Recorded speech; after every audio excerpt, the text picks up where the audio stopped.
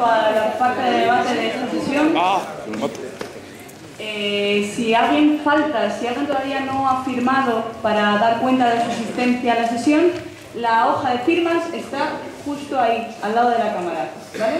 Así que si a alguien todavía le falta firmar, pues que vaya allí, que está ahí la hoja, que se la pida a alguien y se pasa. Bien, pues hemos decidido que vamos a dar 10 minutos a cada uno de los ponentes, por si quieren puntualizar algo, y de esta manera abrir el debate, así que vamos a empezar con el profesor Villacaña. Sí.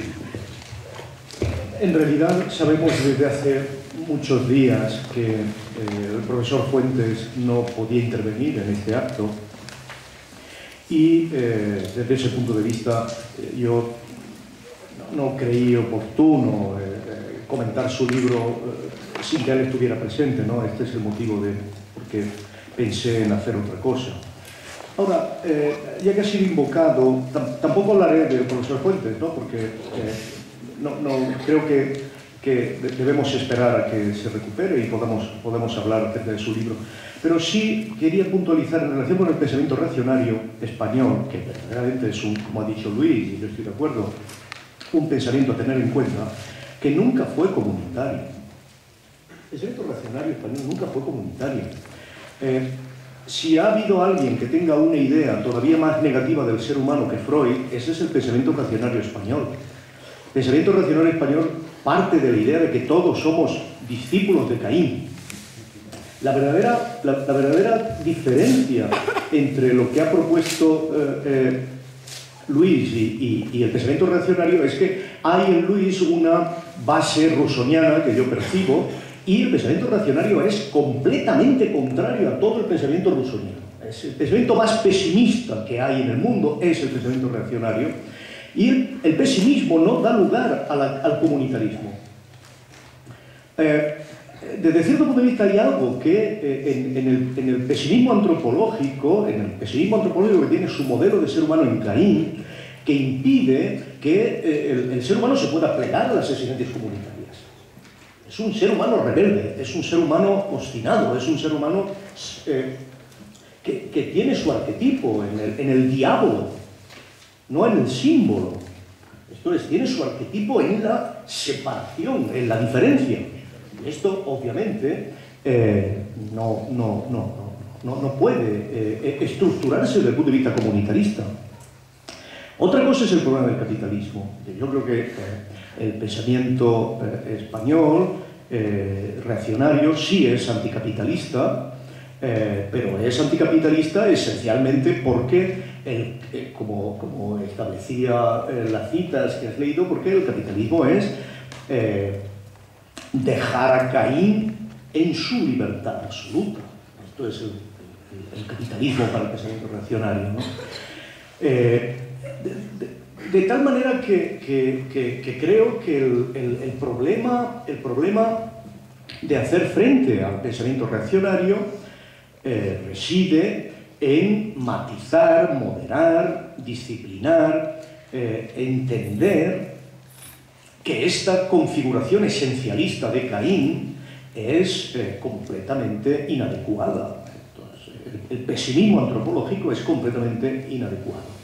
Porque si hay un punto en que, a mi modo de ver, la ilustración de cualquier índole, no la rusoniana, que Rousseau no es un ilustrado, obviamente, si hay un punto en que la ilustración y Freud están fundamentalmente de acuerdo, es que la estructura básica del ser humano es la ambivalencia. No es, en modo alguno, ni el pesimismo ni el optimismo, es la ambivalencia. Esto es la imposibilidad de distinguir entre los vínculos afectivos, de separar los vínculos afectivos y los vínculos hostiles.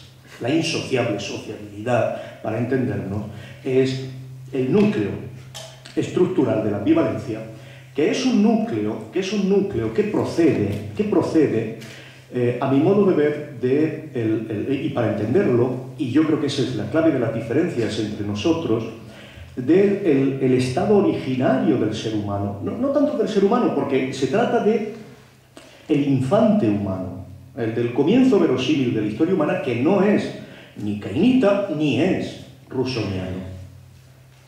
Y creo que este es el punto que merece la pena debatir, ¿no? Yo creo que de decir, no, creo que es retórica, ¿no? Y tiene su afecto, ¿no? Pero si efectivamente efectivamente tu Freud es Freud, Fuentes tiene razón. Este es el punto. Esto es, si tu Freud es verdaderamente Freud, entonces no hay verdaderamente posibilidad de establecer vínculos que podamos llamar racionales. Esto es, vínculos que valgan para alguien más allá del sujeto o del individuo. Y el problema real, filosóficamente real, reside en la relación entre deseo y ley. En mi opinión, tu planteamiento consiste en establecer que la estructura de la ley, la estructura misma de la ley, es represiva de un preestado antiley en el que está alojado el deseo. Y esto no es Freud, en mi opinión. Antes de la ley no hay deseo. Antes de que la ley diga no, tú no deseas. Tú no sabes lo que es el deseo. Tú sabes lo que es el deseo porque alguien te ha prohibido algo. Si no, no hay deseo. Hay otra cosa. ¿Qué hay? Hay narcisismo originario. ¿Qué es el narcisismo originario? Freud obviamente tiene muchos elementos, ¿no? Pero cuando uno va al núcleo real del narcisismo originario, que es una fase que no tiene deseo, y no tiene deseo porque no tiene cuerpo, porque no ha identificado cuerpo, porque el cuerpo se identifica cuando alguien te dice te voy a castrar. Entonces tú sabes que tienes cuerpo. Porque en el narcisismo originario no hay fuera ni dentro, no hay espacio ni tiempo.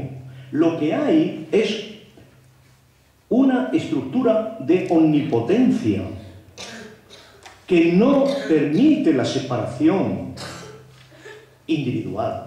Esto es una estructura que, como toda forma de omnipotencia, está mucho más conectado con la magia que con cualquier otra cosa. Y la magia, en su estructura más básica, consiste en que la magia es anaságoras. Tú puedes ser todas las cosas. La magia consiste, y el ideal de omnipotencia consiste, en una mímesis completamente universal. Esto es, en que tú no puedes distinguir entre aquello que constituye tu percepción y tú mismo. Esto es algo que el infante aprende con mucho trabajo, y sabemos por Lacan que solo lo aprende porque atraviesa la imagen del espejo. Esto es, porque empieza a identificar en la articulación de algo que ve en el espejo una forma de construir su propio cuerpo, también miméticamente. La mímesis es lo que determina que el ser humano se convierta en ser humano, porque antes no es nada. El ser humano, antes, esto es, el ser humano en su estado de nacimiento natural no es un ser humano. Es una pura potencialidad mimética. Un científico americano dijo que iba a descubrir verdaderamente la forma en que podían evolucionar los primates si ponía a su hijo a educarlo al compás en que educaba primates. Fue su hijo el que se convirtió en un primate, no los primates los que se convirtieron en un ser humano. El paso de animal humano a ser humano es una cosa muy complicada. Y se constituye cuando el ser humano desea. Y para que desee, tiene que poner límites a la mímesis. Tiene que recibir un no. Y justo cuando identifica ese no, desea. Desea lo que le han prohibido, obviamente. No va a desear lo que no le han prohibido. Esto significa que el ser humano no puede llegar a conocer lo que desea si no hay una ley. Este es el punto decisivo. El deseo no es externo a la ley. El deseo es aquello que constituye tu propia dimensión corporal porque alguien te la ha prohibido. Y si no hay prohibición, entonces no hay deseo. Esta es la cuestión decisiva para entender verdaderamente de lo que estamos hablando, ¿no? ¿Esto qué significa? Significa que es completamente necesario distinguir, en mi opinión, distinguir entre el carácter, el destino del carácter y la fase inicial, muy inicial, de ese carácter que es el ideal, el yo ideal. Porque el yo ideal es la forma más elemental de identificación o de regulación de la mímesis, pero por eso mismo la forma más elemental de ambivalencia. Este es el Padre. El Padre con el que te identificas inicialmente es apenas el primer paso del destino moral del ser humano o del carácter moral. ¿Por qué? Porque la identificación está muy cercana de la mímesis, pero la mímesis es una potencia absoluta. No se autocontrola. Quiere no solo hacer lo que el otro, sino ser el otro.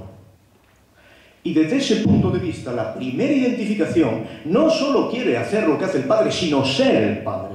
Esto significa que es inevitable, y el complejo de Edipo tiene ahí sus raíces. Esto significa que ser el Padre, ocupar el lugar del Padre, es inexorablemente odiar al Padre, que está allí donde tú debías estar. Esto es, el problema de los celos es este. El problema de los celos es que hay una identificación, pero en el lugar donde tú tenías que verte hay otro. Esto no es el superyo. No es el superyo. El superyo no está relacionado con el Padre de una manera unívoca. Acabo. El superyo está relacionado con estructuras simbólicas que el propio Freud reconoce que no controla completamente, que nadie controla completamente. Y el psicoanálisis lo que tiene que hacer es, efectivamente, entender cuál ha sido el paso del ideal, del yo ideal, al ideal del yo, al superyo. Este es un paso cargado de destino, cargado de problemas, que cada uno de nosotros tiene que reconstruir. Pero atención, en Freud no existe la razón abstracta, en mi opinión, estamos debatiendo, ¿no? No existe una razón abstracta. La razón es esa encarnación de instancias normativas, simbólicas, que proceden de muchos sitios, que enraizan en el ello, siempre en la medida en que tienen componentes libidinosos, que se convierten en masoquistas o sádicos según atraviesen el principio de muerte, pero que en el fondo siempre producen felicidad, atención. Siempre producen felicidad, siempre se goza. El enfermo goza, el psicótico goza, el delirante goza, el sujeto neurótico goza. Y el problema real es el problema de que no hay forma de hacer ese goce sin que de alguna forma se genere complejo de culpa. No porque sea extraordinariamente celoso el superyo. El superyo puede estar desnortado, pero porque el individuo, el sujeto, sabe que la instancia de goce no siempre está en condiciones de escindirse de las estructuras de la pulsión de muerte. Y esto, como conciencia de culpa, creo que es la clave de Freud. Y es lo que vincula a Freud, curiosamente, con el pesimismo antropológico. El ser humano solo es ser humano, solo se convierte en un ser humano si está dotado de conciencia de culpa. Más allá de eso, pues tenemos un sujeto completamente neutralizado en su capacidad de responsabilidad. Los sueños de angustia tienen una economía que consiste esencialmente en recordarle al ser humano que existe la conciencia de culpa. Por regla general, la conciencia de culpa se manifiesta en sueños de angustia justo en aquellos seres humanos, como Tony Soprano, que no están verdaderamente inclinados por su historia de carácter, a tener un complejo de culpa, una conciencia de culpa adecuada. Lo siento. Bueno, pues ahora tiene la palabra el profesor Luis Javier Zabonero. Bueno, pues yo voy a intentar ser muy breve. No, menos. Voy a intentar... Sí, por favor, 10 minutos. Que luego efectivamente no llegas a los 10 minutos. No, voy a intentar ser muy breve y comentar un par de cosas y ya a ver si abrimos el debate o lo que sea. Claro, o sea, como es obvio, sí que quería comentar alguna cosa. Principalmente el asunto de si hay o no una razón abstracta en este sentido en Freud. Vamos a ver, o sea, parece más o menos obvio, sería absurdo negarlo, que no hay una teorización de la razón abstracta, no hay una teoría de la razón abstracta en Freud. Es decir, y si pretendiese decir que la hay, podrías automáticamente preguntarme ¿dónde? Y entonces diría, pues no sé.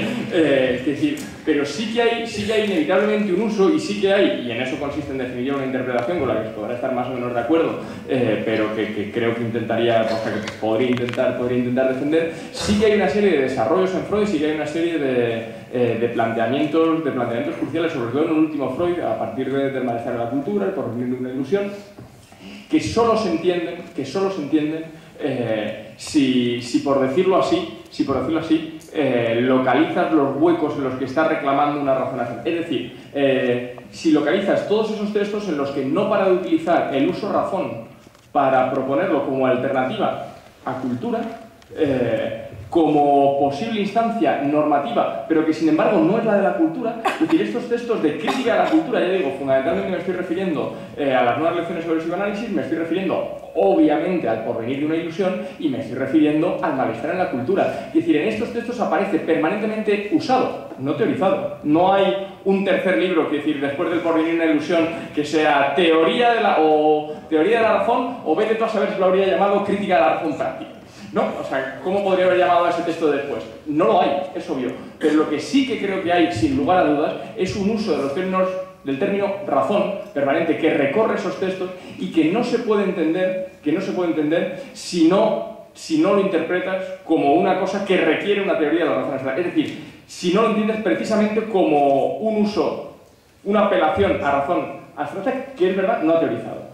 No sé si en 2 minutos podría conseguir explicarme mínimamente al respecto.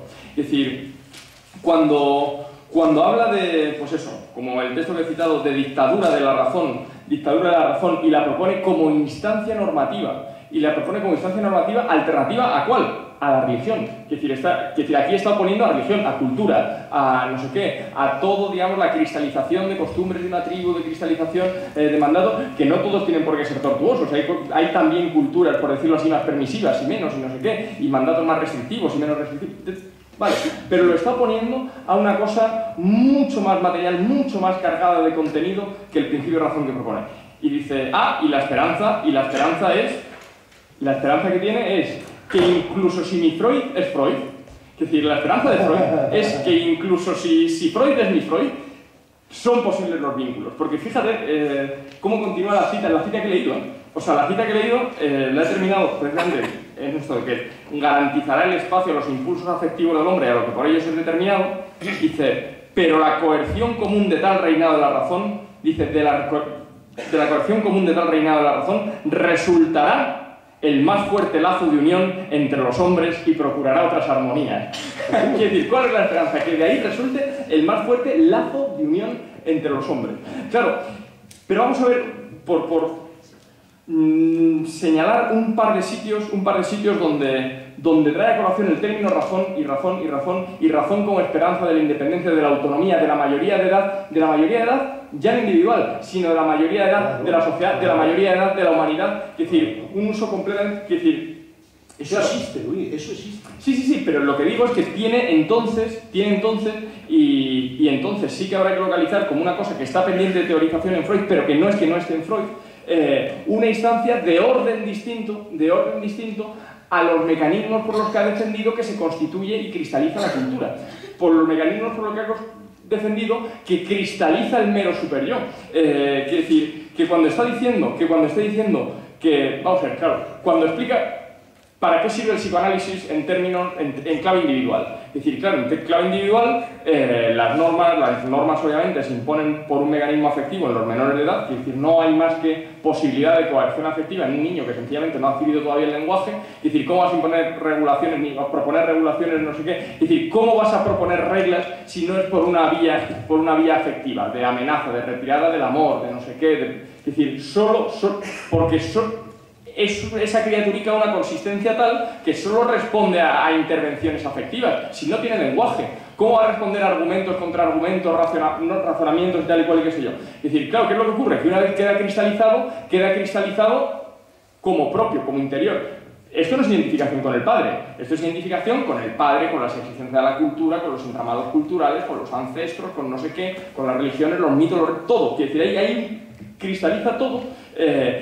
Y hay algunos elementos muy permisivos, algunos elementos que incluso hacen reír, porque el humor cristaliza en el mismo sitio, en eso estoy completamente de acuerdo, cristaliza en el mismo sitio, pero otros que son extremadamente severos y dispuestos a torturar a los sujetos, otros... Vale, es decir, ¿qué ocurre cuando se ha introducido un nivel de presión y un nivel de exigencia que genera una patología? ¿En qué consiste el psicoanálisis? Dice, en sacarlo a razón, sacarlo a la luz, en someterlo al escrutinio ¿de qué? De la argumentación racional, del escrutinio, o sea, es decir, a la posibilidad del escrutinio racional, es lo que dice, ¿no? Claro, ¿qué es lo que ocurre? Que en la sociedad él propone como programa político un equivalente a eso, al sacar al escrutinio de la razón, de la argumentación, de la reflexión y no sé qué, un análogo para la sociedad.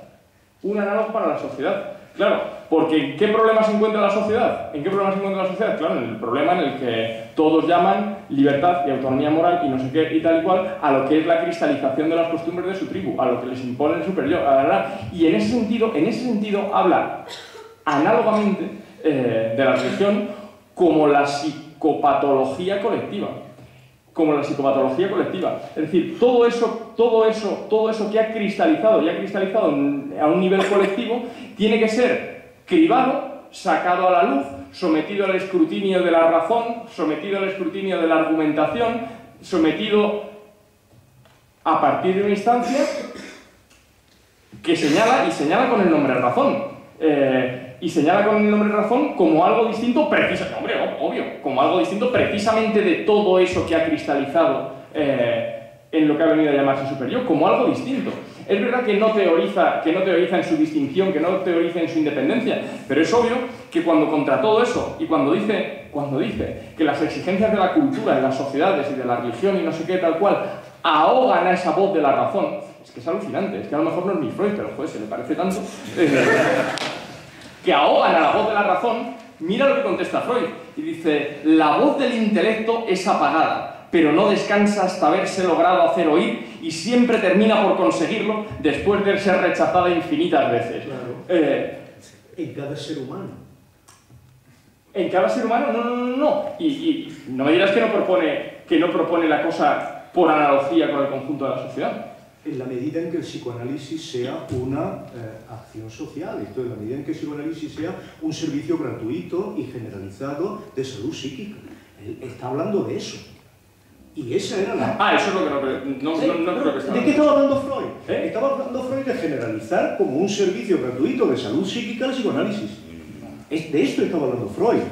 Estaba hablando Freud de institucionalizar esta capacidad. Pero no solo de un psicoanálisis a nivel individual, es que lo que está proponiendo es que se retire a la religión las competencias en la educación de los infantes. Claro, a eso lo llamará ilustración. Bueno, no lo llamará ilustración, quiero decir, pero no sé si me explico. Claro, o sea, quiero decir, porque claro, quiero decir, el superyo no tiene por qué ser tan malo, quiero decir, dependerá de lo que cristalice en el superyo. Lo que digo es que en el superyo lo mismo cristalizan cosas más o menos razonables, que lo mismo cristalizan, es decir, que el mecanismo, el procedimiento de constitución del superyo no discrimina, y sin embargo hay operando en Freud una exigencia de discriminación, una exigencia de distinción entre una cosa y la otra. Hay operando respecto a lo que... Joder, que ya no me queda... Solo me queda un minuto. Es decir, respecto a si hay deseo o no hay deseo en la ausencia de ley. Hombre, claro que no, si con eso estamos enteramente de acuerdo. ¿Cómo se va a desear al margen Es decir, ¿cómo se va a desear? En este sentido no estoy planteando la existencia de un deseo originario anterior a la constitución normativa, ni nada por el estilo, nada que se le pueda parecer.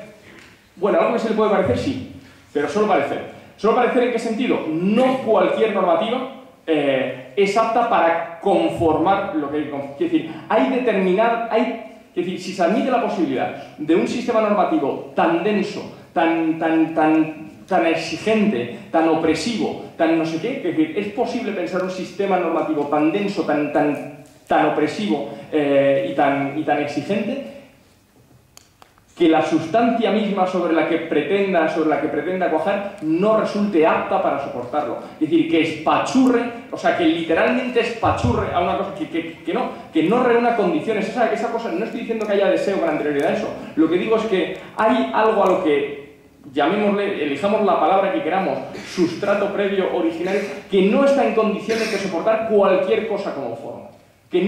Es decir, que puedes soportar la constitución de una pluralidad y una diversidad enorme de formas, pero que no está en condiciones de soportar cualquier cosa como forma. Es decir, que puede soportar, digamos, una constitución normativa de la sexualidad en un sentido o en el otro, en una diversidad infinita de registros y no sé qué, pero que muy difícilmente va a soportar un imperativo incondicionado de castidad y de exclusión de la sexualidad y de no sé qué. Es decir, que la cultura podrá canalizar la sexualidad por aquel lado o por el de más allá, así o asá. Podrá prohibir esto y entonces será eso lo que se desee. Podrá... Luis, todo eso son estructuras, todo eso son estructuras ideológicas, conscientes.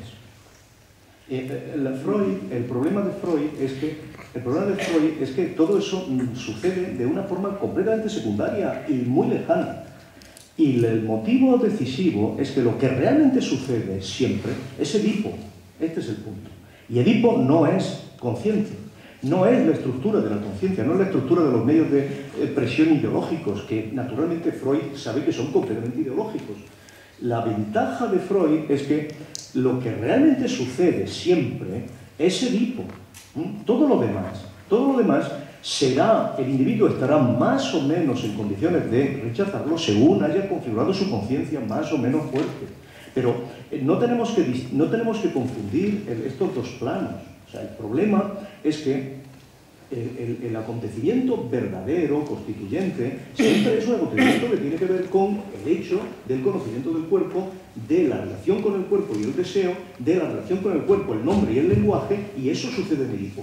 Y luego, el problema de cómo la conciencia social, las estructuras ideológicas, todo lo demás influye en el sujeto, dependerá de lo armado que ese sujeto haya construido su conciencia o no. Estos son otras cosas. De lo que estamos hablando es de la forma de constitución de la subjetividad.